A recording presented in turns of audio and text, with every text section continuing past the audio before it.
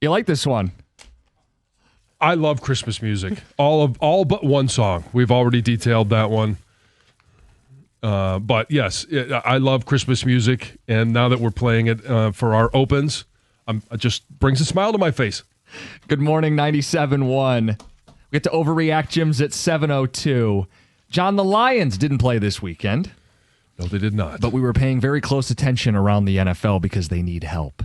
On Friday's show, you didn't want to get too much into the playoff picture. You wanted to focus on beating the Cowboys, and I respect it. Mm-hmm. It is now Monday. Will the Lions make the playoffs? Where do you stand today? I do think they make the playoffs. They've got to, and here's where, and I forget the exact years. It was 85 and 2008 is what I said. The 2008 Patriots won 11 games, didn't make it in. The 95, 85, sorry. There was a team in 85 that won 11 games, and that was a 16-game schedule.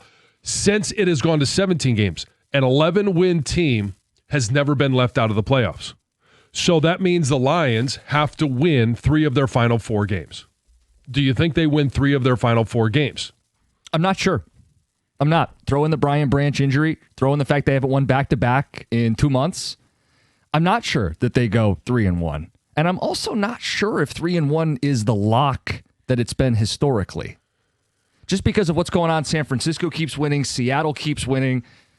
I think we got the ideal outcome with the Bears losing. Sure. But, John, there's a world where if the Bears draw even with Green Bay and beat San Francisco and also beat Cleveland, right, it doesn't matter if we beat them in Week 18. There is a path where if they are an 11-win team, I'm just telling you historically, and again, the history isn't long for the 17-game season, but weird things happen. And you never know what they're going to be from now until the end of the regular season. And I think if they get to 11 wins, obviously if they just take care of their own business and win all 4, they're going to be in. Yeah, I believe that's accurate. If they win out, they're in. Now, the big roadblock is they've got L.A., the best team in football, on the road as their next opponent. And, John, at the same time, the Bears, who, again, we just drew a game within, are going to play Cleveland this week. Most likely outcome is we will be 2 games back with 3 weeks to go. So it's why I'm still of the belief, and the odds support it, that they don't make the playoffs. It's 43% as people wake up today with 4 weeks to go. 43%. Odds are they miss it. Mm-hmm. As you guys have processed it, that Cowboy win was awesome, but ultimately it doesn't prove anything unless they can go 3-1 the rest of the way. Or, I mean, look, beating the Rams would change everything. 248-539-9797. Are they in or are they out? What do you think happens at the end of the season? So let's just take it one game at a time. And it's the Rams. Obviously, they are one of the best teams in football. They may be the best team in football right now. And you look at the way that they're playing and what are their strengths? Defensive line.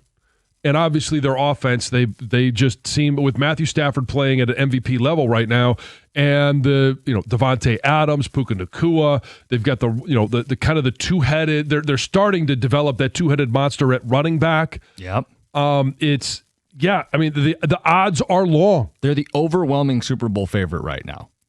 Correct. But I'm just talking about this week. Yeah, I'm just saying like the level of caliber opponent they're playing, right. And specifically, I think the front. And we'll dig into it over the course of a full week here. The front they're going to play, those types of fronts have hurt Detroit when they faced Green Bay, when they faced Philadelphia, Kansas City to an extent. Again, this team has made a habit of beating the Commanders and the Giants and the Cowboys now while losing to the Packers and the Eagles, and I don't feel good about the Rams. No, I don't feel good about the Rams either, but to sit there and say that they can't win. I didn't say can't. I know you didn't say that. I know there's a lot of people that are saying, why even bother going because you can't beat the Rams. Well, that's why we play the game. And no, it's not going to be like the people that are pro-Lion in this matchup say, well, the Carolina Panthers beat them. Mm-hmm. Well, that was in a monsoon. Cross country. Yes, and it's just, I'm not going to sit there and say, well, that's not going to happen in L.A. It's simply that weather scenario is not going to happen. And then you go back to Dan Campbell's first year playing against the Rams. Well, you can't have multiple onside kicks. Like it doesn't happen. Forgot about that game. That's a good pull. And so there's a lot of things. You're just going to simply have to go out there and play good football.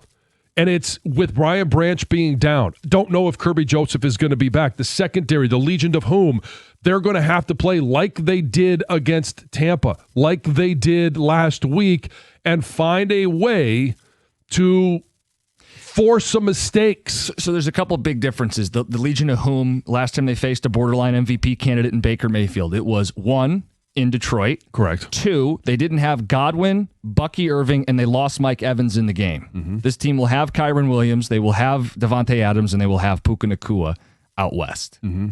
And Blake Corum. Don't forget that two-headed monster in the back. I did notice that you made sure to slip that in there. Well, because they use both guys. No, they do, and I think this last week shows you they were so balanced. They had 30 first downs, and they throttled Arizona. Yeah. 248-539-9797. What do you guys think now? As you sit on this, stretch run is here. The odds say the Lions won't make the playoffs. Do you believe they get in or not? I can't wait to get to some of our callers because I think they're making some great points. And it's so the question then is if we're going to go on game by game, right, with the Steelers.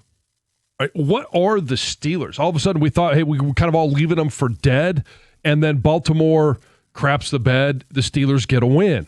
And I don't think anybody's looking at the Steelers as they're certainly not Super Bowl contenders, but they're doing everything they can to remain in the game. And Mike Tomlin, even though there are some people that think his time in Pittsburgh has run its course, and maybe it has, is he not still a really good coach? Does he find ways to manufacture wins? He does. So suddenly the Steelers look a little tougher. The Vikings, I know they only played the Commanders. Dominant, convincing win. And even did 9 make an appearance? I don't know if 9 played. JJ did. And then the last game of the season is not a gimme. Like, I know the Bears lost. Correct. But they are much better than when they faced the Lions back in week 2. And, John, I won't be surprised if they beat the Packers and even things up in the second meeting in Chicago. And look, let's get to the calls. 248-539-9797. I don't want to steal anybody's thunder. Let's get to John in Detroit. Good morning. Hi, good morning. Good morning. Good morning. So, like I was explaining, the Lions, we can make the playoffs, right? We can get in there. We have to go back to what we did last year. Last year, we used David Montgomery as the number 1 running back. Every time David came in, he ran every defense down. That's how we was controlling the clock last year. That's how we got a lot of our wins. After David Montgomery got finished running the defense down, what did they do? They brought Jahmyr Gibbs in after the defense was tired, and he ran all over any team. And we got to go back to that format. Use Montgomery to tire the defense out and control the clock. Last year, that's how we got a lot of our wins. We controlled the clock a lot of the times. So he was getting us 3rd and 1 and first downs, and Jahmyr Gibbs would come in and just run all over the defense because they was tired from dealing with Montgomery. This season, they put number 1 for Jahmyr Gibbs, and they don't use Montgomery no more. So every time we do 3 and out, guess what? That's hurting us because our defense stay on the field more than our offense do. And that's what's killing the Lions right now. Now, if we go back to running David Montgomery, using him number 1, and let him tire the defense out, and then bring Jahmyr Gibbs in to run all over the defense after they tired, we can make the playoffs. Easy. Well, I'll build on your point. Last year against the Rams, all the way back in week 1, how did they win that game? They bludgeoned them with David Montgomery. Now, that was late in the game, but they bludgeoned them with David Montgomery. Look, if they beat the Rams, the math on this changes dramatically. No question it does. Yeah, I just... And I don't necessarily agree with they have to lead with David Montgomery to tire the defense out like John was talking about there. But I do agree that he needs to be a big part of the equation. Yeah. All right, Lions fans, we'll get more of your phone calls in the mix. 248-539-9797. You sat on it over the weekend. It's Monday. Do you think this team makes the playoffs? 97-1.